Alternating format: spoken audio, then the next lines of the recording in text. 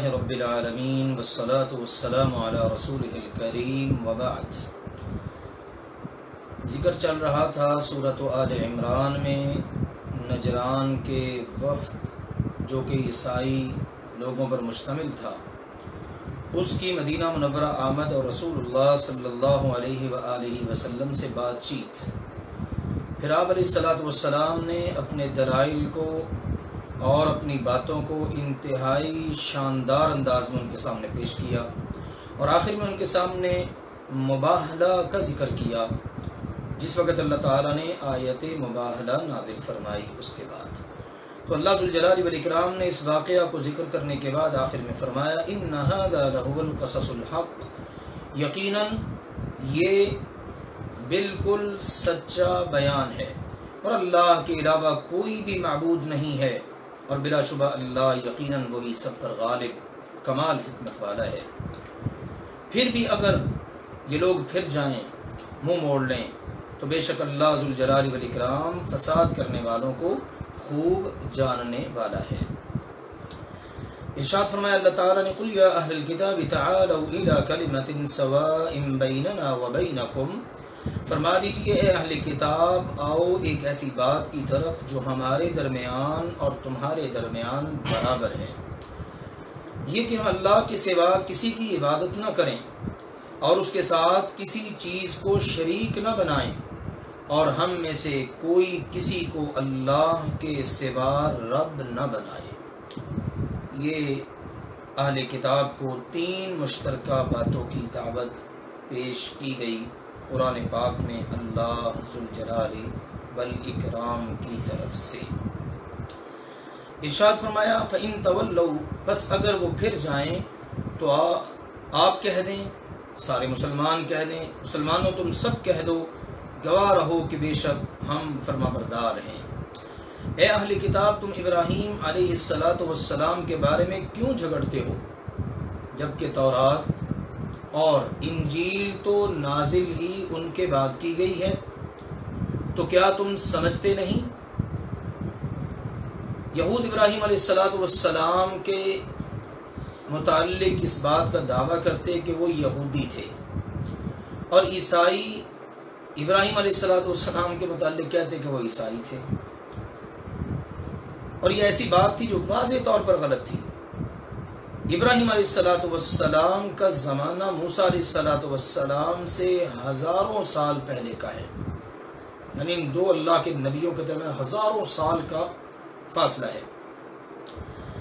تورات اور انجیل ابراہیم علیہ السلام کے بہت بعد نازل ہوئی۔ اب سوچنے کی بات ہے، جو کتاب بعد میں نازل ہوئی ہے، پہلے گزرا ہوا شخص اس کتاب پر چلنے والا کیسے ہو سکتا ہے؟ جو نبی آیا ہی بعد میں ہے، پہلے گزرا ہوا شخص اس نبی کا امتی یا پیروکار کیسے ہو سکتا ہے؟ تو اللہ ذوالجلال والاکرام نے اسی بات کو یہاں پر ان کے سامنے پیش فرمایا ہے۔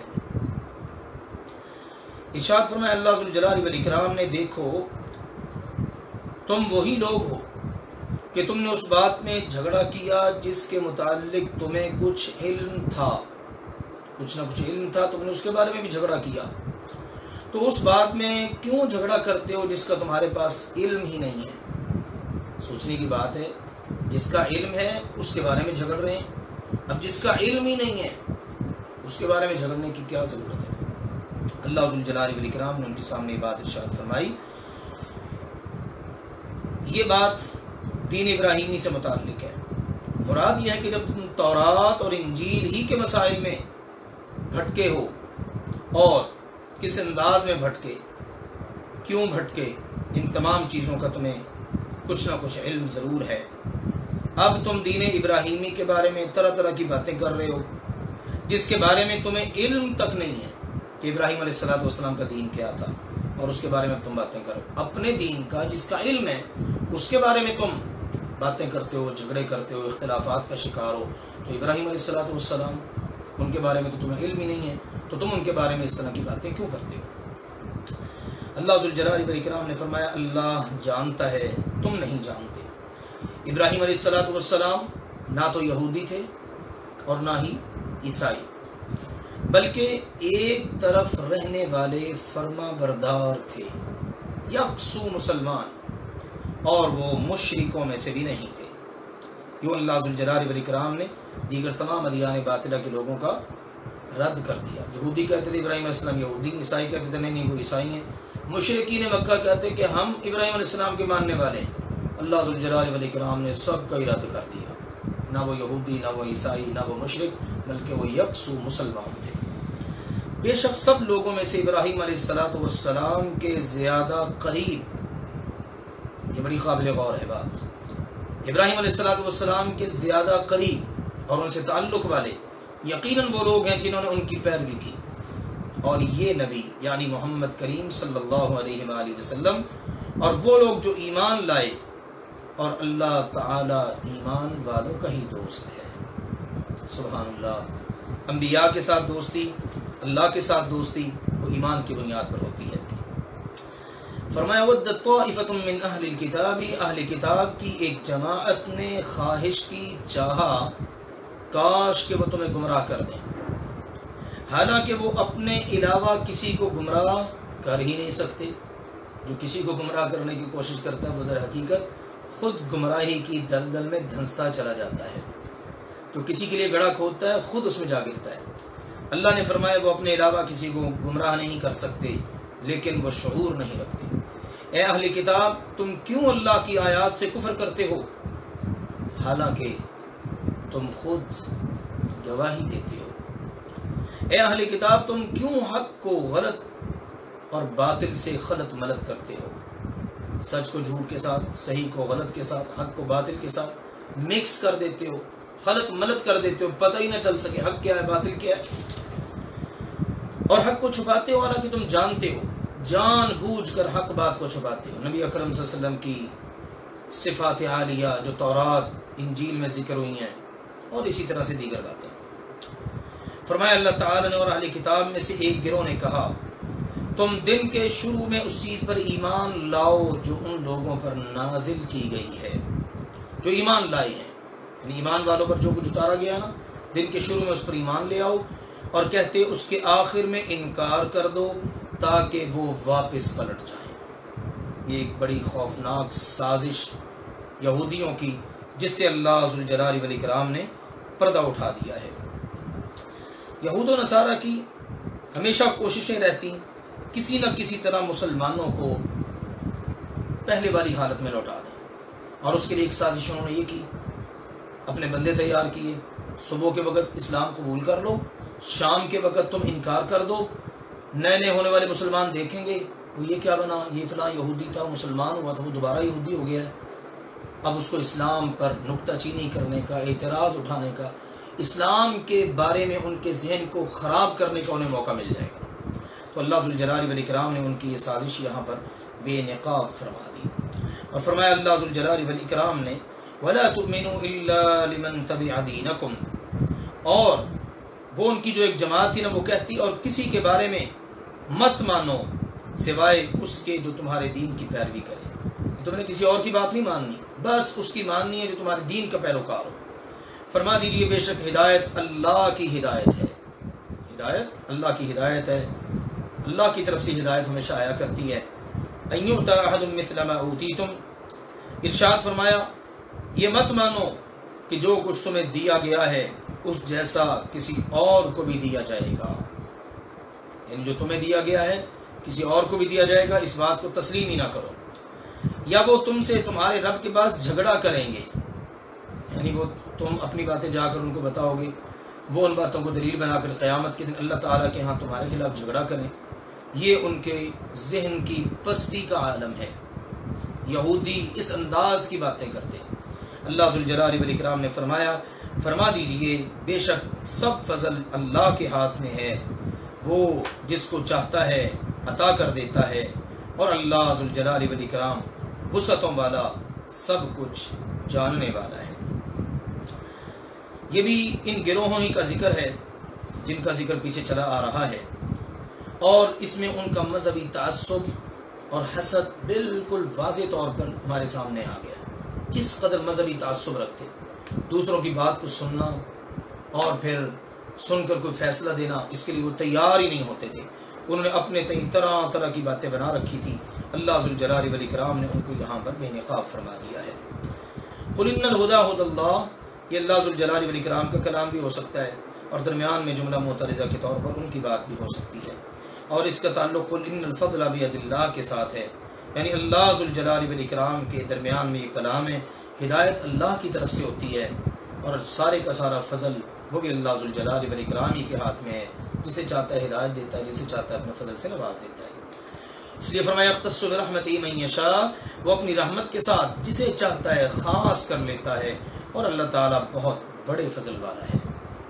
سنتے جائیے ذرا یہود و نصارہ اور اہل کتاب کے بارے میں، اور پھر ساتھ ساتھ اپنے گریبان میں بھی ہم سب کو جھانکنے کی ضرورت ہے، اپنا بھی جائزہ لینے کی ضرورت ہے. یہ جو پیچھے باتیں چلی آ رہی ہیں کہ وہ حق کو باطل کے ساتھ ملا دیتے، حق کو چھپاتے، آج بھی ایسے ہی مسلمانوں کے اندر معاملات پائے جاتے ہیں.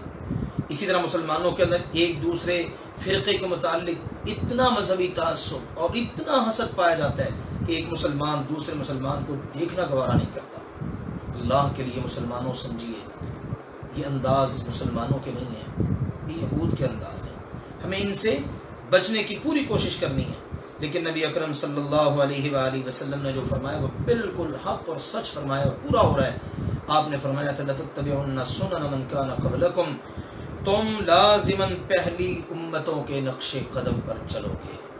اور آج یہ امت پہلے لوگوں کے نقش قدم پر چل رہی ہے.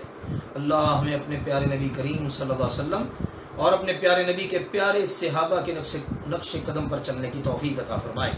اللہ نے فرمایا اہل کتاب میں سے بعض وہ ہیں کہ اگر آپ ان کے پاس ایک خزانہ بھی امانت رکھ دیں تو وہ اسے آپ کی طرف ادا کر دیں گے. یعنی بعض ان میں سے اتنے ایماندار لوگ ہیں، امانت دار، خیانت نہیں کرتے. آپ پورا خزانہ بھی رکھ دیں نا، ایک ایک پائی وہ آپ کو واپس کر دیں گے. لیکن ان میں سے بعض ایسے نہیں ہیں کہ اگر آپ ان کے پاس صرف ایک دینار امانت رکھ دیں تو وہ آپ کو واپس نہیں کریں گے، وہ آپ کو ادا نہیں کریں گے، مگر جب تک کہ آپ اس کے اوپر کھڑے نہ رہیں، آپ اس کے سر پر جا کر کھڑے رہیں، بار بار کہتے رہیں، مطالبہ کرتے رہیں، تب جا کر وہ ادا کرے گا. اللہ نے فرمایا اس لیے کہ انہوں نے کہا ہم پر ان پڑھ لوگوں کے بارے میں گرفت کا کوئی راستہ نہیں ہے. کہ امی لوگ ہیں، ان پڑھ جہلا ہیں، پینڈو ہیں، ہم ان کا مال کھا بھی جائیں گے تو کیا ہے. جس طرح اللہ معاف فرمائے آج کل بہت سارے لوگ ہمارے معاشروں میں بھی ایسا کرتے ہیں. کوئی بیچارہ کاروبار سے ناواقف ہوتا ہے، جانتا نہیں ان چیزوں کو، تو اس کے بارے میں، اس کے مال کے بارے میں ایسی ہی صورتحال اختیار کی جاتی ہے، مال ہتھیار لیا جاتا ہے اور لوگ سمجھتے ہیں کہ ہمارا اس کے مال کے اوپر حق ہے. اللہ ذوالجلال والاکرام نے فرمایا یہ مسلمانوں کی ادا نہیں ہے، یہ یہودیوں کی ادا تھی. اور وہ اللہ پر جھوٹ کہتے ہیں حالانکہ وہ جانتے ہیں، ان کو سب پتہ ہے، ان کو علم ہے. اللہ ذوالجلال والاکرام نے ارشاد فرمایا بلا من اوفى بعهده واتقى، کیوں نہیں جو شخص اپنا عہد پورا کرے اور تقوی اختیار کرے تو یقیناً اللہ تقوی اختیار کرنے والوں سے محبت کرتا ہے. اس بات کی بڑی ضرورت ہے کہ بندہ بدعہدی اور خیانت سے بچے، کیونکہ بدعہدی کرنے والے اور خیانت کرنے والے کا اللہ تعالیٰ کے ہاں مواخذہ ہوگا. اللہ تعالیٰ کے ہاں محبوب بندہ وہ ہے، ایمان والا وہ ہے جو اپنے عہد کو پورا کرے اور ایماندار ہو، امانت دار ہو. اور یہ ادائیں اللہ ذوالجلال والاکرام کو بڑی پسند بھی ہیں. اللہ ذوالجلال والاکرام نے ارشاد فرمایا ان الذین یشترون بعہد اللہ وایمانہم ثمنا قلیلا، بے شک جو لوگ اللہ کے عہد اور اپنی قسموں کے عوض اس کے بدل میں تھوڑی قیمت لیتے ہیں، یہی وہ لوگ ہیں جن کے لیے آخرت میں کوئی حصہ نہیں.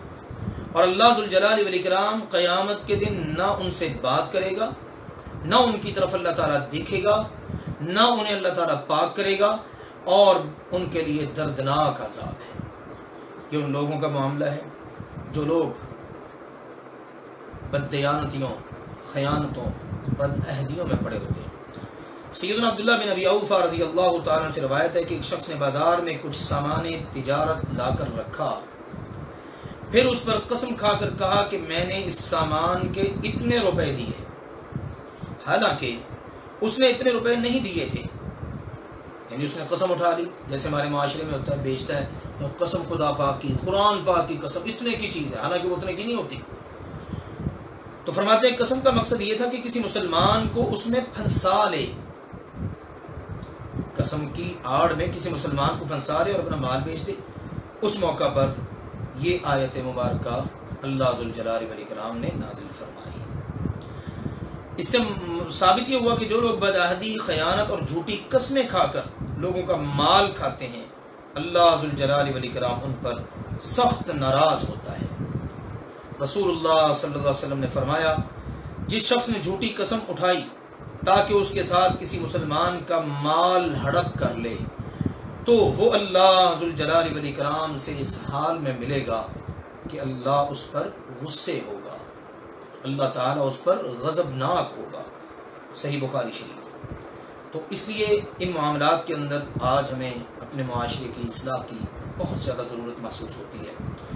اللہ تعالیٰ نے فرمایا وَإِنَّ مِنْهُمْ لَفَرِيقًا يَلْوُونَ، اور بے شک ان میں سے یقیناً کچھ لوگ ایسے بھی ہیں جو کتاب پڑھنے کے ساتھ اپنی زبانیں مروڑتے ہیں، زبانوں کو بل دیتے ہیں تاکہ تم اسے کتاب میں سے سمجھو، سننے والا سمجھے یہ کتاب تلاوت ہو رہی ہے، تورات پڑھی جا رہی ہے، انجیل پڑھی جا رہی ہے۔ جیسے آج کل بعض لوگ آپس میں عربی میں بھی بات کریں نا تو انجان لوگ بیچارے سمجھتے ہیں قرآن ہی پڑھ رہا ہے، تو لوگ یہ سمجھتے ہیں، لیکن اللہ ذوالجلال والاکرام نے فرمایا حالانکہ وہ کتاب میں سے نہیں، اور وہ خود بھی کہتے ہیں یہ اللہ کی طرف سے ہے۔ زبانوں کو بل دیتے ہیں، اپنی طرف سے مسئلے بتاتے ہیں اور کہتے ہیں اللہ کی طرف سے۔ اللہ نے فرمایا حالانکہ وہ اللہ کی طرف سے نہیں، اور وہ اللہ پر جھوٹ باندھتے ہیں حالانکہ وہ سب جانتے ہیں۔ جان بوجھ کر اللہ ذوالجلال والاکرام پر جھوٹ باندھنا یہ بڑا سنگین جرم ہے، اس کا بھی وہ لوگ ارتکاب کیا کرتے تھے۔ ایک ایک ادا اور ایک ایک گناہ ان کا بیان کیا جا رہا ہے قرآن پاک میں، اس لیے بیان کیا جا رہا ہے تاکہ ہمارے لیے اس انداز کو اختیار کرنا، ہم اس سے اپنے آپ کو بچائیں، آسان ہو جائے ہمارے لیے کہ ہم نے یہ کام نہیں کر رہے جو یہودیوں اور عیسائیوں نے کیے، جس کی وجہ سے وہ گمراہ ہوئے اور ان پر اللہ کا غضب ہوا۔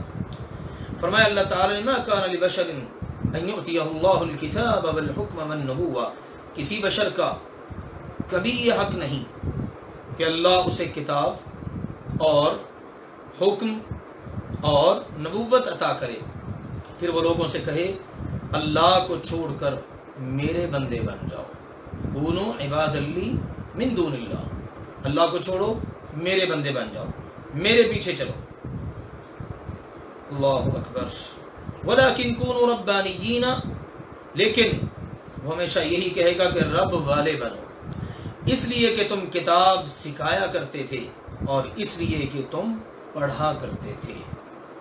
تورات اور انجیل میں اہل کتاب کی تحریف بیان کرنے کے بعد اللہ تعالیٰ نے اب اس بات کی طرف اشارہ فرمایا ہے کہ انجیل میں عیسیٰ علیہ السلام کی خدائی کے دعویٰ کی خاطر بھی تحریف کی گئی ہے، انجیل میں بھی تحریف کر دی گئی، ورنہ اللہ تعالیٰ کے نبی جتنے بھی تھے وہ سارے کے سارے بشر ہی تھے۔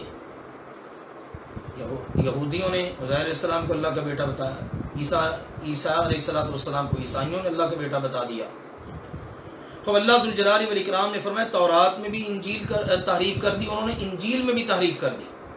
انجیل میں تحریف کیوں کی؟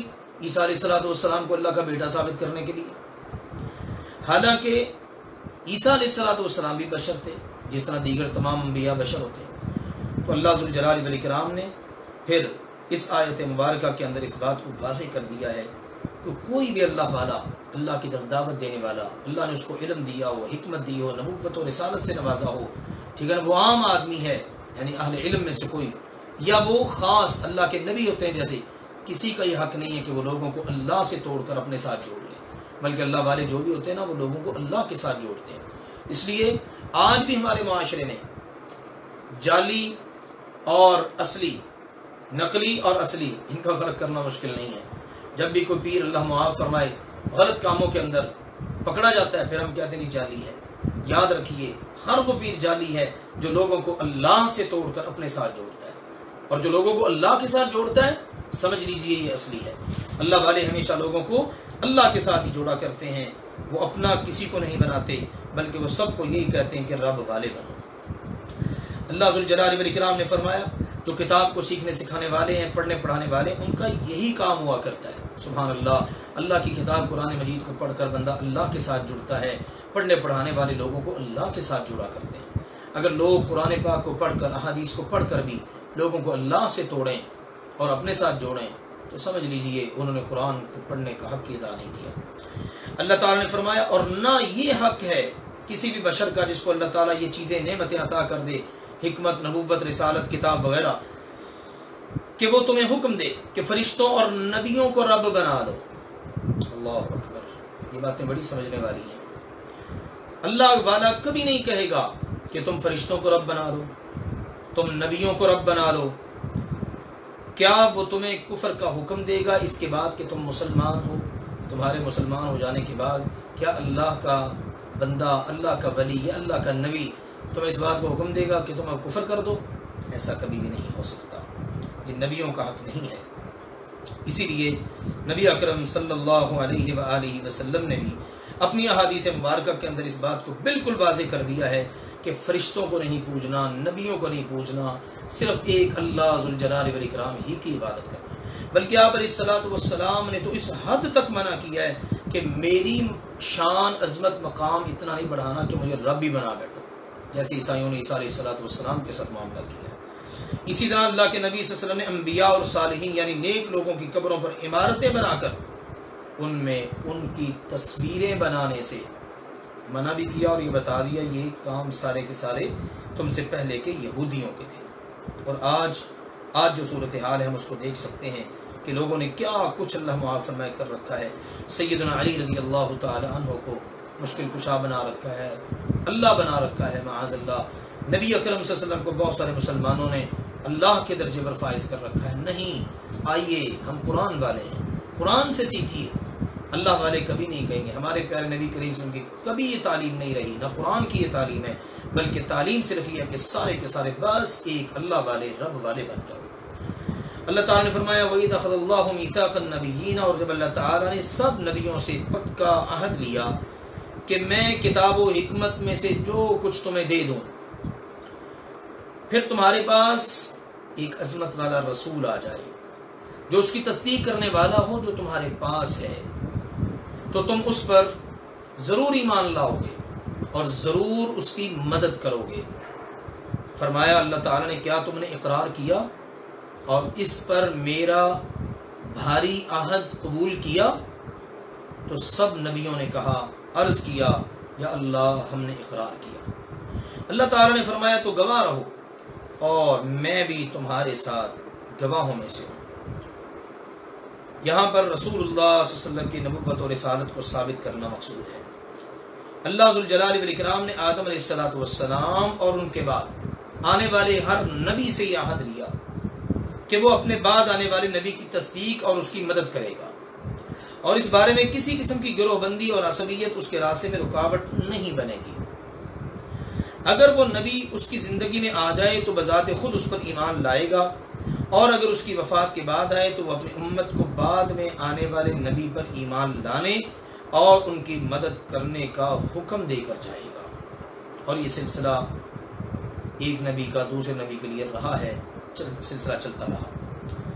سیدنا موسیٰ علیہ الصلوۃ والسلام سے عیسیٰ علیہ الصلوۃ والسلام پر، اور عیسیٰ علیہ الصلوۃ والسلام سے رسول اللہ صلی اللہ علیہ وآلہ وسلم پر ایمان لانے کا عہد لیا گیا ہے۔ ایک رائے تو اہل علم کی یہ ہے، دوسری رائے اہل علم کی یہ ہے جس کو سیدنا ابن عباس رضی اللہ تعالیٰ عنہ کی قول کی تائید بھی حاصل ہے کہ اللہ تعالیٰ نے تمام انبیاء سے عہد لیا کہ اگر محمد صلی اللہ علیہ وسلم تمہاری زندگی میں آ جائیں تو تم سب ان پر ایمان لاؤ گے۔ یعنی ایک نبی کو تلقین ہے جو پہلے آیا وہ بعد والے نبی پر ایمان لائے، اور دوسرا موقف یہ کہ تمام نبیوں سے اللہ نے عہد لیا کہ اگر تمہاری زندگی میں یا تمہاری امتوں کی زندگی میں میرا آخری رسول آ جائے تو تم نے ان پر ایمان بھی لانا ہے اور ان کی تصدیق بھی کرنا ہے اور ان کی نصرت اور مدد بھی کرنی ہے ان کے دین کو پھیلانے میں۔ اللہ تعالیٰ نے فرمایا فَمَن تَوَلَّى بَعْدَ ذَلِكَ فَأُولَٰئِكَ هُمُ الْفَاسِقُونَ، پھر جو اس کے بعد پھر جائے تو یہی لوگ نافرمان ہیں۔ اندازہ کر لیجئے کتنی بڑی تنبیہ ہے اللہ ذوالجلال والاکرام کی طرف سے۔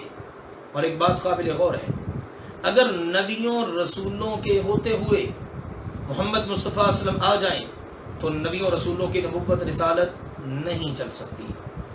ایک بات پر غور کر لیجئے، کیا محمد مصطفیٰ صلی اللہ علیہ وسلم کے ہوتے ہوئے، آپ کی امامت کے ہوتے ہوئے، کیا کسی امام کی امامت چل سکتی ہے؟ بالکل بھی نہیں. تو آئیے اپنے آپ کو کسی اور کی طرف لے جانے کی بجائے محمد مصطفیٰ صلی اللہ علیہ وسلم کے پیچھے چلنے کے اندر ہی عافیت سمجھیے، اور اسی کے اندر کامیابی ہے. اور یہی باتیں ہم بار بار پڑھتے چلے آ رہے ہیں. اس کے بعد اللہ نے یہ جو تنبیہ کیا ہے، تو اس کے بعد جو پھر جائے گا، جو اس کی خلاف ورزی کرے گا نا، یہ رسولوں کے نام اللہ کا حکم ہے، تو اللہ ذوالجلال والاکرام اس کو نبوت و رسالت کی لسٹ میں سے ان کا نام نکال کر اللہ ان کو نافرمانوں میں شامل کر دے گا. اتنی بڑی وارننگ ہے، اور یہ مقام ہے ہمارے پیارے نبی سیدنا محمد کریم صلی اللہ علیہ وسلم کا. اگر آپ کے ہوتے ہوئے کوئی نبی ایسا کر گزرے کہ آپ کے متعلق وعدے کی خلاف ورزی کر بیٹھے، تو اللہ تعالی نے فرما دیا وہ نافرمانوں میں سے ہوگا.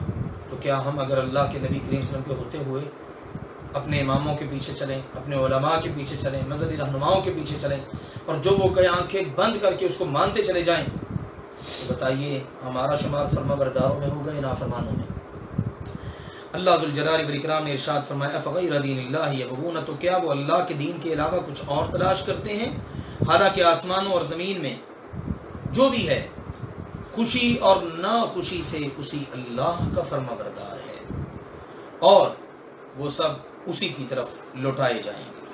اللہ ذوالجلال والاکرام کی طرف ہی پلٹنا ہے، سارے کے سارے اللہ ہی کے تابع ہیں. اللہ تعالیٰ نے یہ پیغام بتا دیا کہ آسمان اور زمین کی ہر چیز، بھلے وہ خوشی سے ناخوشی سے، جان بوجھ کر یا انجانے میں، یا کہہ لیں زبردستی یا بخوشی، سب اللہ کے آگے مطیع فرما بردار ہے. فرما دیجیے ہم اللہ پر ایمان لائے، اور اس پر بھی جو ہم پر اتارا گیا، اور اس پر بھی جو ابراہیم، اسماعیل، اسحاق، یعقوب اور ان کی اولاد پر اتارا گیا، اور جو کچھ موسیٰ، عیسیٰ اور دیگر تمام نبیوں کو ان کے رب تعالیٰ کی طرف سے دیا گیا، سب پر ہمارا ایمان ہے. ہم ان میں سے کسی ایک کے درمیان بھی تفریق نہیں ڈالتے، یعنی ایسا نہیں کرتے کسی ایک کو مان لیا دوسرے کو نہ مانا. سبحان اللہ، کیسا خوبصورت دین ہے اسلام. سب پر ایمان رکھتا ہے، تمام نبیوں کو بھی، ان کی تعلیمات کو بھی مانتا ہے، اور ہم اسی اللہ سبحانہ و تعالیٰ کے لیے مطیع فرما بردار ہیں. اور جو شخص اسلام کے علاوہ کوئی اور دین تلاش کرے تو اسے ہرگز قبول نہیں کیا جائے گا. جتنا مرضی وہ جناب اچھا اس کو بنا کر کیوں نہ لے آئے، جتنا مرضی خوبصورت بنا کر کیوں نہ لے آئے، اسلام کے علاوہ جو بھی دین ہوگا اللہ تعالیٰ نے صاف کہہ دیا ہرگز اس کو قبول نہیں کیا جائے گا، بلکہ وہ شخص آخرت میں خسارہ اٹھانے والوں میں سے ہو جائے گا. اسلام ہی اللہ ذوالجلال والاکرام کے پسندیدہ دین ہے، اور اسلام نام ہے اللہ کی بات کا اور اللہ کے پیارے نبی کریم صلی اللہ علیہ وسلم کی بات کا. دوسرے لفظوں میں کہہ لیجیے قرآن اور حدیث، اس کا نام ہے اسلام. اسی لیے نبی اکرم صلی اللہ علیہ وآلہ وسلم نے صاف فرما دیا من عمل عملا لیس علیہ امرنا فہو رد. صحیح مسلم میں حدیث ہے کہ جس نے بھی کوئی ایسا کام کیا کہ جس پر ہمارا حکم نہیں، ہمارا آرڈر نہیں، ہمارا فتویٰ نہیں ہے، تو وہ کام مردود ہے، کرنے والا بھی مردود ہے. لہٰذا آئیے اگر ہم چاہتے ہیں ہمارے عمل قبول اللہ کی بارگاہ کے اندر، تو اسلام کو فالو کریں، اسلام کے مطابق چلیں. آخرت کے خسارے سے بھی بچ جائیں گے، دنیا میں عمل بھی قبول ہو جائیں گے انشاءاللہ. اللہ ان لوگوں کو کیسے ہدایت دے گا جنہوں نے اپنے ایمان کے بعد کفر کیا، اور اس کے بعد کہ انہوں نے شہادت دی کہ یہ رسول سچا ہے، اور ان کے پاس واضح دلیلیں آ چکی، اور اللہ تعالیٰ ظالم لوگوں کو ہدایت نہیں دیا کرتا. یعنی اندازہ کر لیجئے، ایمان لانے کے بعد، رسول کے سچا ہونے کی گواہی دینے کے بعد، دلائل آ جانے کے بعد بھی کفر کی راہ جو بندہ اختیار کرتا ہے، پھر اللہ ایسے لوگوں کو کیسے ہدایت دے. بلکہ فرمائے یہ لوگ، ان کی جزا یہ ہے کہ ان پر اللہ کی، فرشتوں کی اور تمام لوگوں کی لعنت ہے. ہمیشہ اس میں رہنے والے ہیں، اس لعنت میں لعنتی رہیں گے ہمیشہ. نہ ان سے عذاب ہلکا کیا جائے گا اور نہ انہیں مہلت دی جائے گی. اللہ اکبر.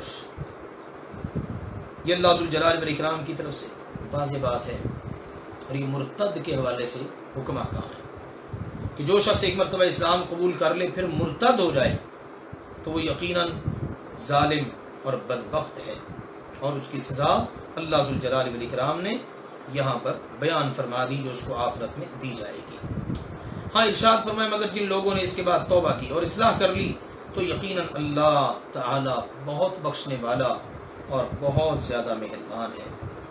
اس سے معلوم ہوا کہ اگر کوئی بھی گناہ گار شخص مشرک ہے، بدعتی ہے، نہ جانے دنیا اس پر کیا کیا فتوے لگاتی ہے، وہ اگر سچے دل سے توبہ کر لے تو اللہ تعالیٰ اس کو بخشنے والا ہے۔ اس لیے گناہ گاروں، اپنے آپ کو اللہ سے دور نہ کرو، آؤ اللہ کی طرف، اللہ تعالیٰ بہت بخشنے والا ہے۔ سیدنا عبداللہ بن عباس رضی اللہ تعالیٰ عنہ فرماتے ہیں، انصار میں سے ایک آدمی اسلام لانے کے بعد مرتد ہو گیا اور مشرکوں سے جا ملا۔ اسلام پہلے قبول کیا، پھر مرتد ہو گیا، پھر مشرکوں سے جا ملا۔ پھر آخر بیٹھے بیٹھے ایک دن اس کو بڑی ندامت ہوئی، پشیمان ہو گئی، یہ میں کیا کر بیٹھا ہوں، کیا کر لیا میں نے۔ چنانچہ اس نے اپنے قبیلے کے لوگوں سے بات کی اور کہا کہ میرا پیغام رسول اللہ صلی اللہ علیہ وسلم تک پہنچاؤ، کسی طرح میری بات ان تک پہنچا دو اور ان سے دریافت کرو کہ کیا میری توبہ قبول ہو سکتی ہے۔ میں مرتد ہو گیا ہوں، اسلام سچا دین چھوڑ کر دوبارہ سے شرک میں آ گیا ہوں، کیا میری توبہ بھی قبول ہو سکتی ہے؟ سبحان اللہ۔ فرماتے ہیں اس نے اپنا یہ پیغام بھیجا، اللہ تعالیٰ نے آسمان سے جبریل امین علیہ السلام کو یہ آیت دے کر بھیج دیا کہ اگر یہ سچی توبہ قبول کر لے گا تو اللہ اس کی توبہ کو قبول کر لے گا۔ سبحان اللہ، اللہ کی رحمت دیکھیے کتنی زیادہ ہے۔ اس نے اپنے قبیلے کے لوگوں کو بھیجا کہ اللہ کے رسول سے پوچھ لیں میری توبہ قبول ہو سکتی ہے، اللہ نے آسمان سے جبریل امین کو بھیج دیا کہ جا کر بتا دو ہاں توبہ قبول ہو سکتی ہے۔ چنانچہ اس آدمی کے پاس جب یہ آیت بھیجی گئی، وہ پیغام لانے والے یہ آیت لے کر گئے، وہ خوش ہوا اور دوبارہ سے کلمہ پڑھ کر مسلمان ہو گیا۔ اس شخص کا نام حارث بن سوید تھا۔ سبحان اللہ۔ اس سے یہ بھی معلوم ہوا کہ کسی کو زبردستی مسلمان نہیں بنایا جا سکتا، زبردستی کسی پر نہیں۔ لیکن جو شخص مسلمان ہو، پہلے اس کو چاہیے سوچ سمجھ کر اسلام قبول کرے، اچھی طرح مطالعہ کر لے، اچھا لگے، دل مانے، ضمیر کی آواز ہو تو قبول کر لے۔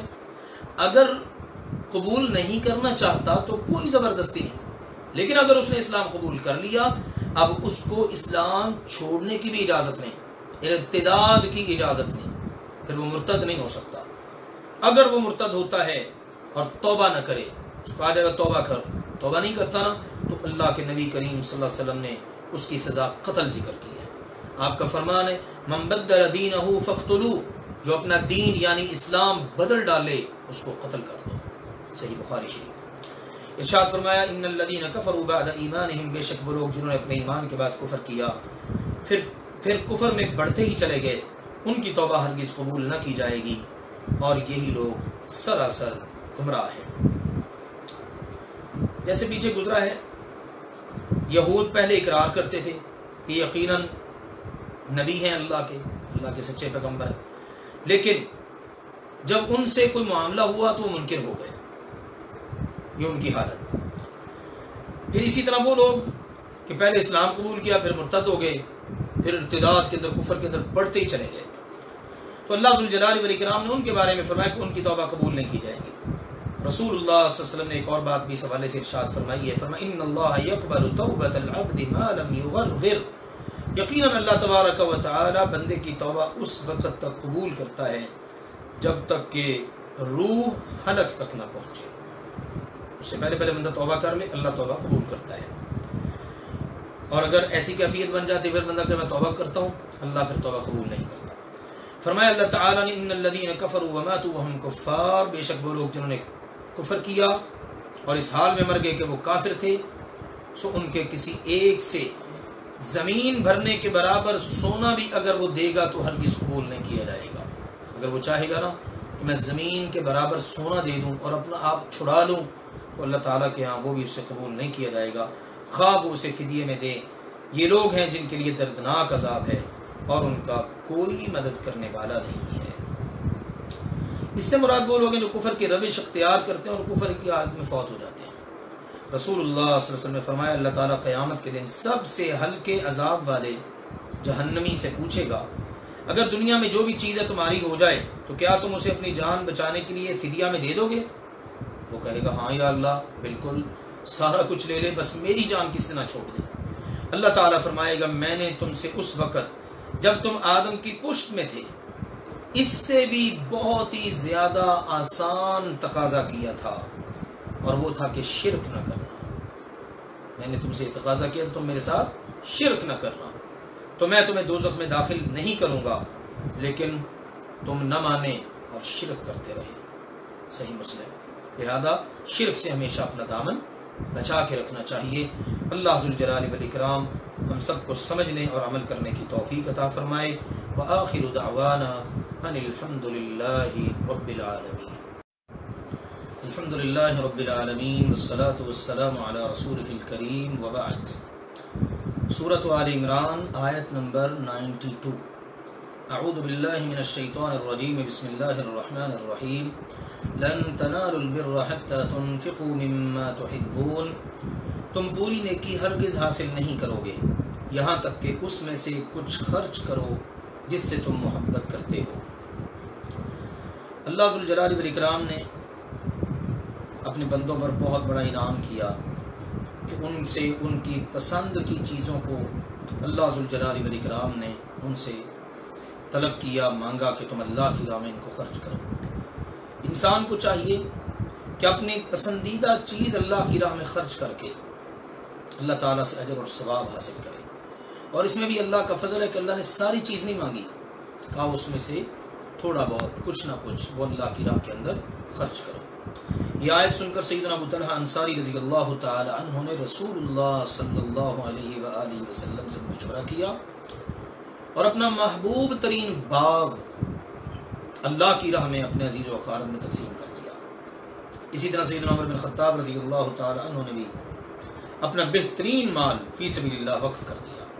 تو اللہ کا کرم ہے کہ اللہ ذوالجلال والاکرام ساری چیز نہیں مانگتا بلکہ پسندیدہ چیزوں میں سے کچھ مانگتا ہے، اور اس کی بدولت بندہ نیکی کو پا سکتا ہے۔ اس لیے اپنی پسند کی چیزیں ہی ہمیشہ خرچ کرنی چاہیے۔ یہ نہیں کہ جو پسند نہ ہو وہ خرچ کر دو، جو پسند ہو وہ سنبھال کے رکھو، نہیں، کوشش کرنی چاہیے اپنی پسند کی چیز خرچ کریں۔ کل طعام کان حلا لبنی اسرائیل، اور تم جو چیز بھی خرچ کرو گے اللہ تعالیٰ نے اس سے پہلے فرمایا تو بے شک اللہ اسے خوب جاننے والا، وما تنفقوا من شیء فإن اللہ بہ علیم، اور تم جو چیز بھی خرچ کرو گے تو بے شک اللہ تعالیٰ اسے خوب جاننے والا ہے۔ فرمایا کل طعام کان حلا لبنی اسرائیل الا ما حرم اسرائیل علی نفسہ، کھانے کی ہر چیز بنی اسرائیل کے لیے حلال تھی مگر جو اسرائیل یعنی یعقوب علیہ السلام نے اپنے آپ پر حرام کر لی۔ اس سے پہلے کہ تورات اتاری جائے کہہ دیجئے کہ تم تورات لاؤ، پھر اسے پڑھو اگر تم سچے ہو۔ پھر جس نے اس کے بعد اللہ پر جھوٹ باندھا تو ایسے ہی لوگ ظالم ہیں۔ اوپر کی آیات میں رسول اللہ صلی اللہ علیہ وسلم کی نبوت کے اس بات میں دلائل پیش ہوئے ہیں، اور اہل کتاب ان پر جو الزامات تھے اللہ تعالیٰ نے ان کو بیان کیا مدلل دلائل کے ساتھ۔ اب یہاں سے ان کے بعد شبہات کا جواب دینا شروع کیا اللہ ذوالجلال والاکرام نے، جو وہ نبی اکرم صلی اللہ علیہ وسلم کی نبوت پر کیا کرتے تھے۔ جب قرآن نے بیان کیا کہ یہود کے ظلم اور سرکشی کی وجہ سے بہت سی وہ چیزیں ان پر حرام کر دی گئیں جو ابراہیم علیہ السلام کے عہد نبوت میں حلال تھیں، تو یہود نے ان آیات کو جھٹلانا شروع کر دیا، یعنی ان باتوں کو جھٹلانا شروع کر دیا۔ جب قرآن نے یہ بیان کیا فلاں فلاں چیز ابراہیم علیہ السلام کے عہد میں حلال تھی، بعد میں حرام ہوئی، تو انہوں نے انکار کرنا شروع کر دیا۔ اللہ ذوالجلال والاکرام نے اس پر یہ آیات مبارکہ نازل فرمائی۔ بعض مفسرین آیت نمبر 93 اور 94 کی شان نزول میں بیان کیا ہے کہ یہود تورات میں نسخ کے قائل نہیں تھے۔ وہ کہتے ہیں قرآن میں نسخ ہے، اللہ ایک حکم دیتا ہے پھر اس کو بدل کر دوسرا لے آتا ہے، لہٰذا وہ تورات کے اندر نسخ کے قائل نہیں تھے، اس لیے انہوں نے قرآن کے ناسخ منسوخ پر اعتراض کیا۔ اللہ ذوالجلال والاکرام نے ان کے جواب میں آیات مبارکہ نازل فرمائی اور یہ بتا دیا کہ نسخ تو خود تمہاری شریعت میں بھی موجود ہے۔ جب تک تورات نازل نہیں ہوئی تھی کھانے کی تمام چیزیں تمہارے لیے حلال تھی، جن میں اونٹ کا گوشت اور دودھ بھی شامل ہے۔ پھر جب یعقوب علیہ السلام عرق النساء کے مرض میں مبتلا ہوئے تو انہوں نے صحت یاب ہونے پر بطور نظر اونٹ کا گوشت حرام قرار دے دیا، پھر جب تورات نازل ہوئی تو اس میں اونٹ کا گوشت اور دودھ حرام قرار دے دیا گیا۔ حلال کو حرام قرار دے لینے کی یہ نظر سیدنا یعقوب علیہ السلام کی شریعت میں جائز تھی۔ بعض اہل علم نے یہ بھی لکھا ہے کہ یہود نے اعتراض کیا کہ آپ ملت ابراہیمی کے دعوے دار ہیں اور اونٹ کا گوشت بھی کھاتے ہیں، مسلمانوں تم دعویٰ تو کرتے ہو کہ ہم ملت ابراہیم پر چلتے ہیں اور ان کا گوشت بھی کھاتے ہو۔ اس پر اللہ ذوالجلال والاکرام کی طرف سے یہ آیات مبارکہ نازل ہوئی کہ تورات کے اترنے سے پہلے تو یہ سب چیزیں حلال تھیں، پھر ملت ابراہیمی میں یہ کیسے حرام ہو سکتی ہیں؟ اگر تم اپنے دعوے میں سچے ہو تو تورات لا کر دکھاؤ۔ سیدنا یعقوب علیہ السلام نے سخت بیماری کے موقع پر نظر مانی تھی کہ وہ اپنا پسندیدہ کھانا اونٹ کا گوشت اور پسندیدہ مشروب اونٹ، اللہ تعالیٰ نے قل صدق اللہ، فرما دیجئے اللہ نے سچ فرمایا، پس تم ابراہیم علیہ السلام کی ملت کی پیروی کرو جو یکسو تھے اور وہ شرک کرنے والوں میں سے نہیں تھے۔ یہ ہے جا بجا ابراہیم علیہ السلام کا تعارف۔ فرمایا یقیناً پہلا گھر جو لوگوں کے لیے مقرر کیا گیا یقیناً وہی ہے جو مکہ میں ہے، اور یہاں پر اللہ ذوالجلال والاکرام نے اس کے لیے کلمہ استعمال فرمایا بکہ۔ یہ بکہ مکہ مکرمہ کے ناموں میں سے ایک خوبصورت نام ہے، اور یہاں پر اللہ ذوالجلال والاکرام نے اس آیت مبارکہ میں بھی یہود کے ایک دوسرے شبہ کا جواب دیا ہے، اور وہ شبہ تھا کہ ابراہیم علیہ السلام نے شام کی طرف ہجرت کی اور ان کی اولاد میں سے تمام انبیاء شام میں ہوئے، ان کا قبلہ بیت المقدس تھا، اور مسلمانوں نے اس قدیم قبلہ کو چھوڑ کر کعبہ کو قبلہ بنا لیا۔ پھر یہ ملت ابراہیم کے متبع کیسے ہو سکتے ہیں؟ یعنی انہوں نے اللہ کے نبیوں والا قبلہ تو چھوڑ دیا، اب یہ نیا قبلہ بنا لیا۔ تو اللہ ذوالجلال والاکرام کی طرف سے جواب دیا گیا دنیا میں سب سے پہلا عبادت خانہ تو کعبہ ہے جو بکہ میں ہے، یعنی مکہ مکرمہ میں۔ اللہ ذوالجلال والاکرام نے جسے شرف قبولیت عطا فرمایا، اور اس مکہ مکرمہ کے اندر یہ جو بیت اللہ ہے، اس بیت اللہ کے بانی بھی تو ابراہیم علیہ السلام ہی ہے نا۔ تو اللہ ذوالجلال والاکرام نے فرمایا وہ بہت بابرکت ہے اور جہانوں کے لیے ہدایت ہے، وہ جو اللہ کا پہلا گھر لوگوں کی عبادت کے لیے بنایا گیا۔ اللہ ذوالجلال والاکرام اس کے دروازے سب کے لیے کھول دیں۔ لاک ڈاؤن کی وجہ سے اس کے دروازے بھی بند ہیں، حرمین شریفین کے دروازے بند ہیں، اللہ تعالیٰ ان کی رونقوں کو دوبارہ سے بحال فرما دیں۔ فرمایا اللہ ذوالجلال والاکرام نے اس میں واضح نشانیاں ہیں، ابراہیم علیہ السلام کے کھڑے ہونے کی جگہ مقام ابراہیم، اور جو کوئی اس میں داخل ہوا امن والا ہو گیا، اور اللہ کے لیے لوگوں پر اس گھر کا حج کرنا فرض ہے جو اس کی طرف راستے کی طاقت رکھتا ہو، اور جس نے کفر کیا تو بے شک اللہ تمام جہانوں سے بہت بے پرواہ ہے۔ حج کرنا فرض ہے، رسول اللہ صلی اللہ علیہ وسلم نے فرمایا اسلام کی بنیاد 5 چیزوں پر ہے، ان 5 میں سے ایک حج بھی ہے۔ ہر عاقل بالغ مسلمان پر جو کعبہ تک پہنچنے کی استطاعت رکھتا ہے اس پر عمر بھر میں 1 مرتبہ بیت اللہ کا حج کرنا فرض ہے۔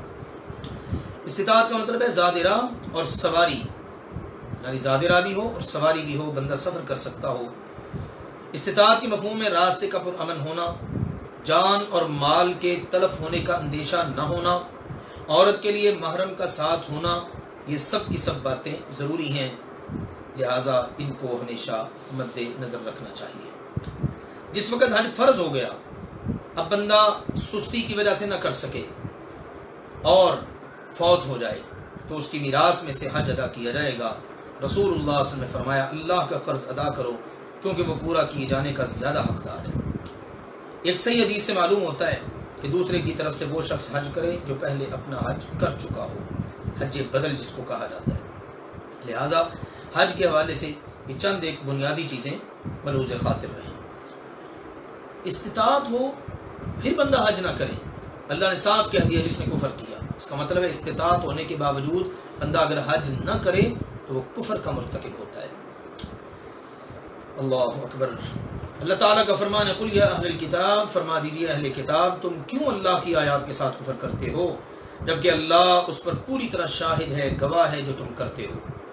کہہ دیجیے اہل کتاب تم اللہ کے راستے سے اس شخص کو کیوں روکتے ہو جو ایمان لے آیا، تم اس راستے میں کوئی نہ کوئی کجی تلاش کرتے ہو، ہمیشہ ٹیڑھ پن تلاش کرنا، اعتراض کرنا، شبہات اٹھانا، حالانکہ تم گواہ ہو اور اللہ ذوالجلال والاکرام اس سے بالکل غافل نہیں جو تم کر رہے ہو۔ تمہارا ایک ایک عمل اللہ کی نگاہ میں ہے، اللہ کے علم میں ہے۔ فرمایا اللہ تعالیٰ نے، اے وہ لوگوں جو ایمان لائے ہو، اگر تم ان میں سے کچھ لوگوں کا کہنا مانو گے جنہیں کتاب دی گئی، یعنی اہل کتاب یہود و نصارہ، ان میں سے کسی ایک فریق کی بھی تم اگر بات مانو گے نا تو وہ تمہیں تمہارے ایمان کے بعد پھر دوبارہ سے کافر بنا دیں گے۔ اللہ اکبر۔ رسول اللہ صلی اللہ علیہ وآلہ وسلم لوگوں کو دین کی دعوت دے رہے ہیں، اور یہ یہود اپنی ہی سازشوں میں پڑے ہوئے ہیں۔ اللہ تعالیٰ نے قرآن پاک کے ذریعے ان یہودیوں کو بھی بار بار خطاب کیا۔ یہاں بھی اہل کتاب کو وعید سنانے کے بعد اب مسلمانوں کو بھی نصیحت فرمائی جا رہی ہے۔ پہلے یہود و نصارہ کو وعید سنائی گئی، تنبیہ کی گئی، اب مسلمانوں سے خطاب اللہ ذوالجلال والاکرام نے کیا ہے۔ مسلمانوں تم خبردار رہنا، یہودی اتنے شاطر ہیں کہ وہ تمہیں طرح طرح کی باتیں کر کے در حقیقت تمہیں تمہارے دین سے غافل کرنا چاہتے ہیں، اس سے موڑ دینا چاہتے ہیں، گمراہ کرنا چاہتے ہیں، ایمان کے بعد کافر بنا دینا چاہتے ہیں، اور مسلمانوں کو آپس میں لڑانا چاہتے ہیں۔ رسول اللہ صلی اللہ علیہ وآلہ وسلم نے فرمایا، میرے بعد پھر دوبارہ کافر نہ بن جانا کہ ایک دوسرے کی گردنیں اڑانے لگو۔ ہوا بھی ایک مرتبہ ایسا ہی کہ ایک دفعہ اوس اور خزرج یہ بیٹھے ہوئے تھے، آپس میں بات چیت کر رہے تھے۔ انہوں نے جو کچھ ماضی میں ہوا اس کا ذکر کرنا شروع کر دیا تو دونوں غصے میں آ گئے۔ اوس اور خزرج کے لوگ، زمانہ جاہلیت میں آپس میں لڑائیاں چلتی تھیں، ان کی ماضی کا ذکر ہوا، باتیں ہوئیں، دونوں کو ایک دوسرے پر غصہ آ گیا اور ایک دوسرے کے مقابلے کے لیے اسلحہ لینے کے لیے اٹھ کھڑے ہوئے۔ تو اللہ ذوالجلال والاکرام نے اس موقع پر پھر یہ آیات مبارکہ نازل فرمائی۔ پھر اللہ تعالیٰ نے مزید ان کو فرمایا، اور تم کیسے کفر کرتے ہو مسلمانوں، تم کیسے کفر کر سکتے ہو حالانکہ تم پر اللہ کی آیات پڑھی جاتی ہیں اور تم میں اللہ کا رسول موجود ہے۔ اللہ کے رسول کے ہوتے ہوئے اوس اور خزرج انصار آپس میں لڑ پڑے ہیں، کس طرح ممکن ہو سکتا ہے؟ اور جو شخص اللہ تعالیٰ کی بات کو، اللہ کی رسی کو، کتاب کو مضبوطی سے پکڑ لے تو یقیناً اسے سیدھے راستے کی طرف ہدایت دی گئی۔ سیدنا عبداللہ بن عباس رضی اللہ تعالی عنہ، عبداللہ بن مسعود رضی اللہ تعالی عنہ وہ بیان کرتے ہیں کہ اللہ ذوالجلال والاکرام کی رسی، اللہ تعالیٰ کو مضبوطی سے پکڑنا، اس سے مراد ہے اللہ تعالیٰ کی کتاب، یعنی اللہ ذوالجلال والاکرام کی کتاب کو آپ مضبوطی سے پکڑ لیں تو کبھی بھی گمراہ نہیں ہو سکتے۔ اللہ ذوالجلال والاکرام نے فرمایا، اے ایمان والو، اللہ سے ڈرو جس طرح اللہ سے ڈرنے کا حق ہے، اور جب بھی تمہیں موت آئے اسلام کی حالت میں ہی موت آنی چاہیے۔ ہر وقت اسلام کے مطابق زندگی گزار رہے ہو تاکہ جب بھی موت آئے اسلام کی حالت میں موت آ جائے۔ سیدنا عبداللہ بن مسعود رضی اللہ تعالیٰ نے اس آیت کو بیان کرنے کے بعد فرماتے ہیں کہ اس کی اطاعت کی جائے، نافرمانی نہ کی جائے۔ اللہ سے ڈرنے کا حق کیا ہے؟ اللہ کی اطاعت کی جائے، نافرمانی نہ کی جائے، اللہ تعالیٰ کو یاد رکھا جائے، بھلایا نہ جائے، اللہ تعالیٰ کا شکر ادا کیا جائے، اس کی ناشکری نہ کی جائے۔ یہ ہے اللہ تعالیٰ سے ڈرنے کا حق۔ اور فرمایا سب مل کر اللہ کی رسی کو مضبوطی سے پکڑ لو۔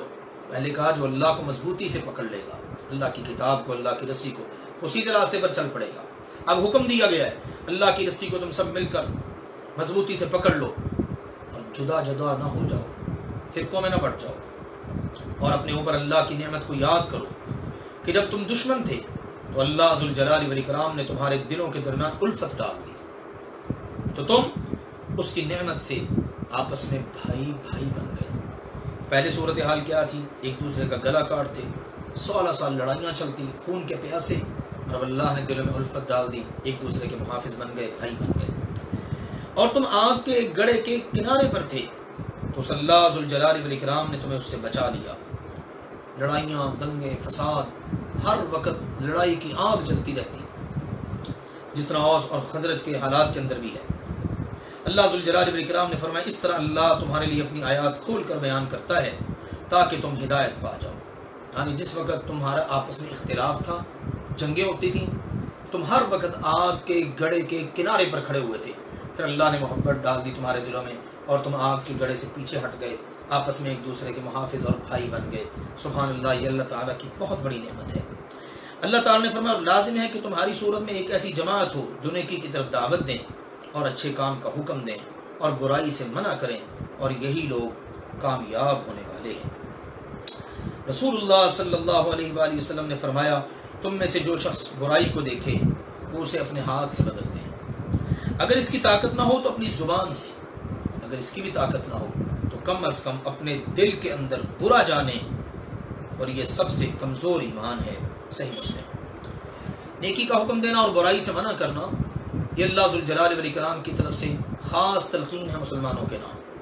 مسلمان ہوتے ہی اس مقصد کے لیے، آگے چل کر مسلمانوں کے بہترین امت ہونے کا سبب بھی اللہ نے یہ ذکر کیا ہے کہ وہ لوگوں کو نیکی کا حکم دیتے ہیں، برائی سے منع کرتے ہیں۔ آج امت مسلمہ کو اس فریضے کی ادائیگی کی بہت ضرورت ہے۔ اللہ تعالیٰ نے فرمایا، ان لوگوں کی طرح نہ ہو جاؤ جو الگ الگ ہو گئے، فرقوں میں بٹ گئے اور اختلاف ہو گئے، اس کے بعد کہ ان کے پاس واضح احکام آ چکے، اور یہی وہ لوگ ہیں جن کے لیے بہت بڑا عذاب ہے۔ اس سے مراد بھی بنی اسرائیل ہے۔ اس سے معلوم ہوتا ہے کہ یہود و نصارہ کے باہمی اختلافات اور فرقہ بندی کی وجہ یہ نہیں تھی کہ انہیں حق کا پتہ نہ تھا اور وہ دلائل سے بے خبر تھے، نہیں، بلکہ حقیقت یہ ہے کہ انہوں نے سب کچھ جانتے ہوئے محض اپنے دنیاوی مفادات اور نفسانی اغراض کے لیے اختلاف اور ایک دوسرے سے جناب جدا ہو جانا اور فرقہ بندی کا راستہ اختیار کرنا اور اسی پر جمے رہنا اس کو پسند کیا۔ رسول اللہ صلی اللہ علیہ وسلم نے اپنی امت کو خبردار کیا، آپ نے فرمایا، یہود 71 یا 72 فرقوں میں بٹ گئے، تقسیم ہو گئے، اسی طرح نصارہ بھی، اور فرمایا میری امت 73 فرقوں میں بٹ جائے گی۔ اللہ اکبر۔ ایک حدیث کے اندر آتا ہے، کلہم فی النار، سب کے سب جہنم میں جائیں گے، الا واحدہ، سوائے ایک کے۔ عرض کیا، وہ ایک جو جنت میں جائے گا، جہنم میں نہیں جائے گا، وہ کون ہے؟ فرمایا، ما انا علیہ واصحابی، وہ خوش نصیب ہیں جو میرے اور میرے صحابہ کے نقش قدم پر چلنے والے ہیں۔ لہذا بہت زیادہ توجہ اور صحابہ کرام کے نقش قدم پر چلنے کی ضرورت ہے۔ اللہ ذوالجلال والاکرام نے فرمایا، یہی وہ لوگ ہیں جن کے لیے بہت بڑا عذاب ہے، فرقوں میں بٹ گئے، الگ الگ ہو گئے، ایک دوسرے کے مخالف بن گئے، واضح احکام آ جانے کے باوجود بھی۔ اللہ تعالیٰ نے فرمایا، جس دن کچھ چہرے سفید ہوں گے اور کچھ چہرے سیاہ ہوں گے، تو وہ لوگ جن کے چہرے سیاہ ہوں گے ان سے کہا جائے گا، کیا تم نے اپنے ایمان کے بعد کفر کیا؟ بس اب عذاب کا مزہ چکھو اس وجہ سے جو دنیا میں تم کفر کیا کرتے تھے۔ اللہم لا تجعلنا منہم، اے اللہ ہمیں ان میں سے نہ کرنا۔ وَأَمَّا الَّذِينَ ابْيَضَّتْ وُجُوهُهُمْ، اور رہے وہ لوگ جن کے چہرے سفید ہوں گے، سو وہ اللہ کی رحمت میں ہوں گے، سبحان اللہ، اور وہ اس میں ہمیشہ ہمیشہ رہنے والے ہیں۔ یہ دو قسم کی تقسیم ہو گئی، سیاہی اور سفیدی قیامت کے دن ہوگی۔ جو لوگ دنیا کے اندر شرک، بدعات، خرافات اور دین سے دوری، یہ سب ان کے چہرے ظاہر سیاہ ہوں گے، اور جو دین پر چلنے والے ہوں گے، سبحان اللہ، ان سب کے چہرے سفید ہوں گے۔ اللہ ذوالجلال والاکرام ہمیں ان خوش نصیبوں میں شامل فرما لے جن کے چہرے سفید ہوں گے اور وہ اللہ کی رحمت میں ہمیشہ ہمیشہ رہنے والے ہیں۔ تلک آیات اللہ نتلوها علیک بالحق، یہ اللہ کی آیات ہیں جنہیں ہم آپ صلی اللہ علیہ وسلم پر حق کے ساتھ تلاوت کرتے ہیں، اور اللہ ذوالجلال والاکرام جہان والوں کے ساتھ ظلم کرنے کا ارادہ بھی نہیں رکھتا۔ اللہ نہیں چاہتا کہ اللہ تعالیٰ ظلم کرے، اور اللہ ظلم کرنے والا ہے بھی نہیں۔ جو کچھ آسمانوں میں اور جو کچھ زمین میں سب اللہ ہی کا ہے، تمام امور اللہ ہی کی طرف لوٹائے جاتے ہیں۔ تم بہترین امت ہو جنہیں لوگوں کے لیے نکالا گیا، کھڑا کیا گیا، پیدا کیا گیا۔ تم نیکی کا حکم دیتے ہو، برائی سے منع کرتے ہو، اللہ پر ایمان رکھتے ہو۔